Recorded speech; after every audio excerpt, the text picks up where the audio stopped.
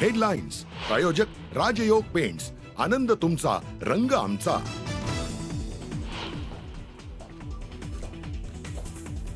राज्य मंत्रिमंडळाची आज दुपारी मंत्रालयात बैठक. विविध मुद्द्यांसह राज्यातील पाणी प्रश्नावर चर्चा होण्याची शक्यता.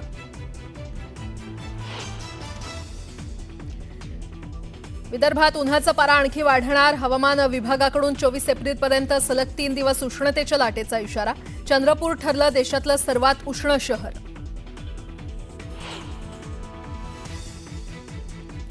माजी आमदार झिशान सिद्दीकींना पुन्हा जीवे मारण्याची धमकी. पोलिसांनी घरी जाऊन नोंदवला झिशान सिद्दीकी यांचा जबाब.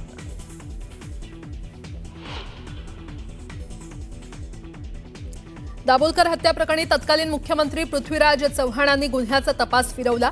हिंदुत्ववादी संघटनांकडे त्यांनी बोट करून तपास चुकीच्या दिशेने नेल्याचा विक्रम भावेंचा आरोप.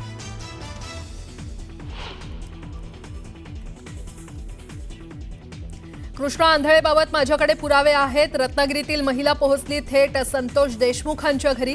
पोलीस आल्यानंतर मात्र गेली पळून.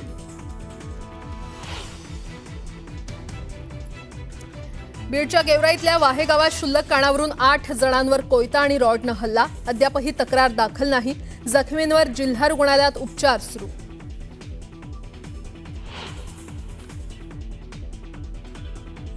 पुण्यातील पोर्शे कार अपघात प्रकरणात डॉक्टर अजय तावरे आणि डॉक्टर श्रीहरी हळणोर यांचे वैद्यकीय परवाने रद्द.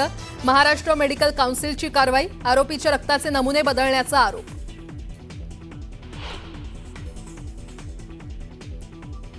बोगस शिक्षक भरती प्रकरणात अटकेच्या भीतीनं अधिकाऱ्यांची अटकपूर्व जामिनासाठी धावाधाव.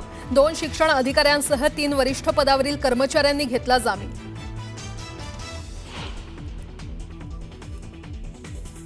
Gangster DK. रावला मुंबई सत्र न्यायालयाकडून जामीन मंजूर. खंडणी आणि फसवणुकीच्या आरोपावरून झालेली अटक. अंडरवर्ल्ड डॉन छोटा राजनचा हस्तक म्हणूनही डी.के. रावची ओळख.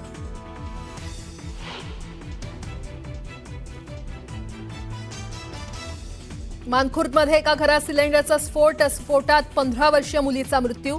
अग्निशमन दलाकडून आगीवर नियंत्रण.